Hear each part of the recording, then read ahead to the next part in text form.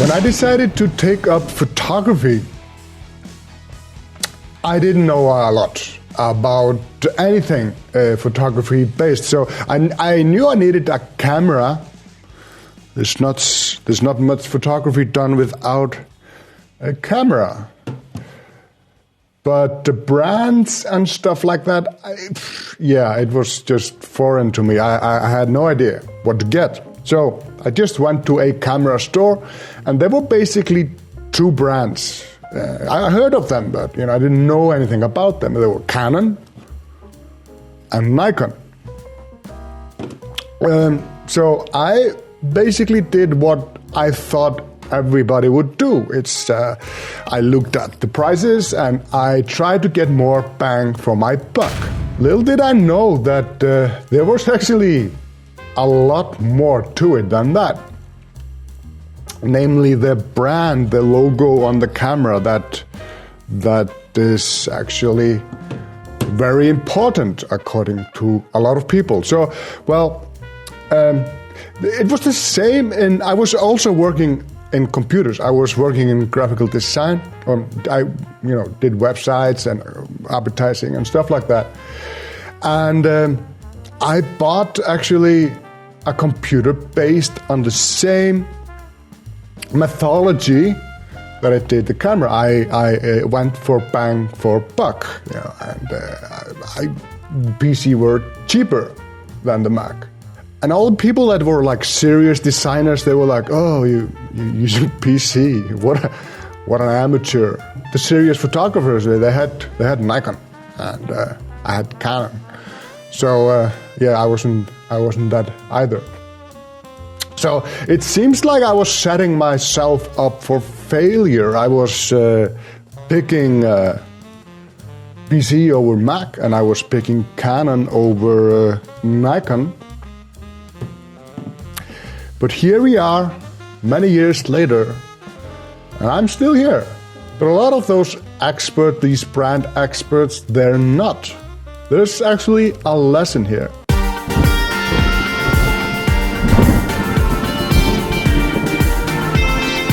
There's probably more to being a photographer than the brand you pick.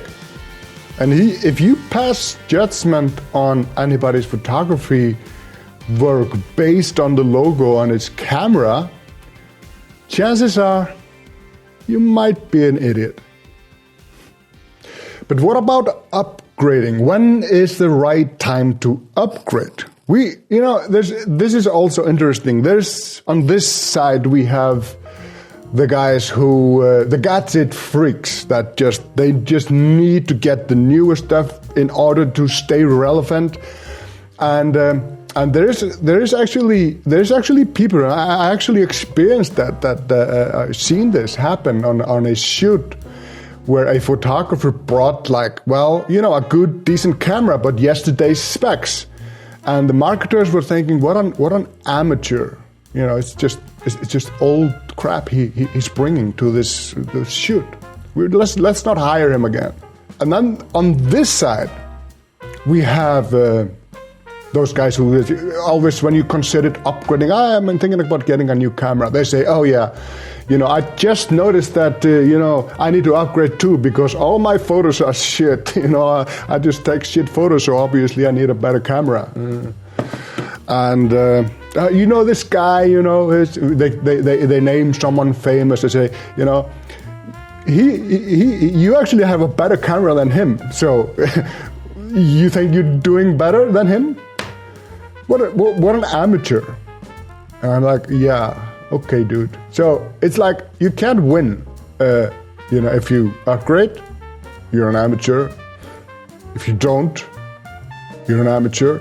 So what can you do? Well, my approach to all this is to give less fuck. The less fuck I give, the happier I am. If I want someone's opinion, I ask for it. And I'm very selective with people I ask for advice. But the reason I'm considering all this is because I need to upgrade. I need to upgrade my gear. I was going to do it earlier, but all this 2020 pandemic business has kind of put everything on hold because of money. So why upgrade now and get what? First of all, I need to buy more lenses. I want more lenses, and I have the EF mount. All my lenses are EF mount, but now all the new Canons have RF mount. I'm not spending thousands of dollars on a lens with a mount that is basically going obsolete. So that's one reason. I want more megapixels than my 5D Mark IV can give me. I need to be able sometimes to print bigger, and more than that, I want to be able to crop more. Take part of a photo and blow it up. But having said that, if only for these two reasons I named here, I wouldn't need to upgrade. These two cameras, 5D Mark IV, 1DX Mark II, they have served me well, and I probably wouldn't update just for that.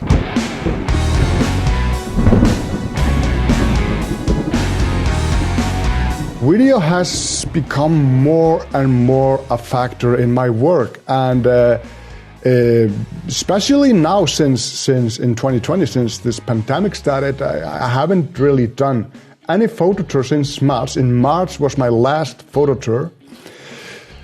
So I needed to rethink stuff, and I came up with, I have some online stuff that I'm selling and services I'm providing, but photography has not been one of those things. I haven't really, a little bit, but, no, nothing I can base an income on, photography work. But video work, I've had a bit of that. To stay competitive in video, I need to upgrade. To continue doing YouTube stuff and, stuff for me, I don't need to upgrade. But to sell my work, I need to upgrade to stay competitive, as I said. What I need is I need to be able to shoot 4K 60p without a crop. I need to be able to shoot 4K 120 frames, preferably without a crop, but if there's a little crop with that, it's not a deal breaker. I need great autofocus that works with my EF lenses, good low light capabilities, and a full frame sensor. So what to get? I have been looking at this for a while now, considering what to get, and I'm down to two options. Change brands and go with Sony a7S III and Sony a7R4. These two cameras would check most of my boxes, and compared to many other cameras, they're not that expensive, actually. But there's other things to consider. All my stuff is Canon. I could get an adapter for my lenses, but it's still, if it's possible not to change brands, I would kind of prefer that. Option 2 would to be stay with Canon and get the R5. Now, R5 would check most of my boxes, just one camera. And I could use my lenses, true, with an adapter, my EF lenses with an adapter, but it's still a native thing. And the biggest reason for this is because I do love the new Canon lenses, the RF mount. Those lenses are amazing. Yes, there are some issues with that camera. There's some overheating issues. I don't know. From what I heard, that this is only happening when you're shooting 8K and when you're shooting 4K 120 for a while. And I do need 4K 120, but those sequences I'm shooting in slow motions are relatively short. And I'm not getting this camera for 8K. I don't think I need 8K, Well, that's basically what I said about 4K back in the time, but at least not for now. And I've also been monitoring this overheating issues, and with new firmwares, this seems to be improving. So I don't think the overheating is going to be an issue for me. Then step 2 of this process would be to get the Canon C70, which is a cine camera. And I can use the same lenses, and it is an amazing camera. With those 2 cameras, I'm good for a while. And they're not that expensive. But I'm going to talk a little bit more about price later in the video. From where I'm sitting now, when I look at this, the R5 is more likely candidate than to change brands to go to Sony, even if the Sony cameras are amazing. I'm not going to go into full specs of those cameras. This is not a camera review. This is not a spec video. This is just what I'm thinking I need and which camera realistically fulfill my needs. And when I say realistically, I'm talking about, well, what I already have and price.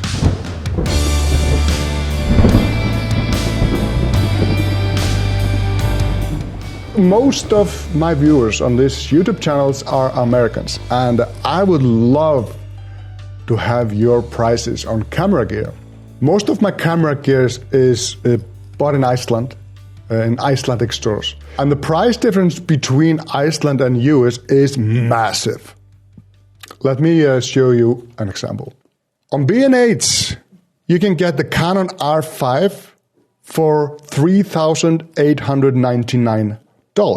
In Iceland, you get the same camera for, well, 769,900 kroners, which is about $6,200.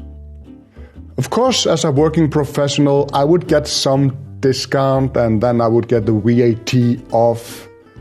But for Joe user, this is the price. This is over $2,000 different on a $4,000 camera.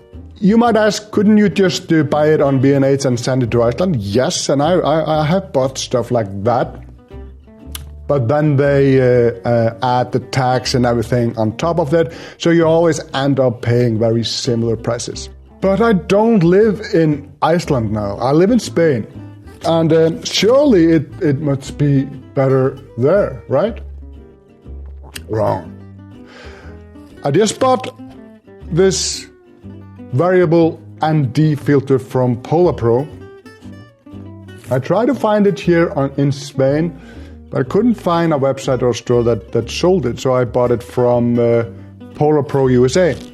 And it was $250 for one filter. That's not cheap by any standards. But on top of that, I had to pay $40 for shipping. I was like, okay, price of doing business, I guess. But then, on top of that, I had to pay tax when it entered Spain. That was $51. And then I had to pay handling fee from DHL, $36. So I had to pay $375 for a $250 filter. If I would live in the US, I would just buy everything. But I try not to complain too much about prices. It's not cool. And I just try to calculate, will this, my return on invest, and then go from there. It's all price of doing business. All those cameras I mentioned are great.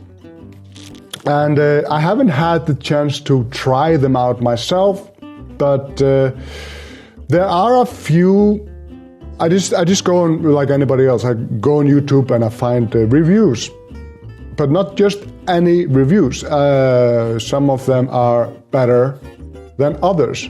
The 2 guys I do recommend, the 2 guys I check out when I need something and see if they have something on it, is Philip Bloom and Gerald Undone. Those guys, they've been around, they have street credit, and they dive much deeper into the gear they are reviewing than most of the other guys could ever do. So, I'll leave a link to their channel in the description. Thank you for watching, and goodbye.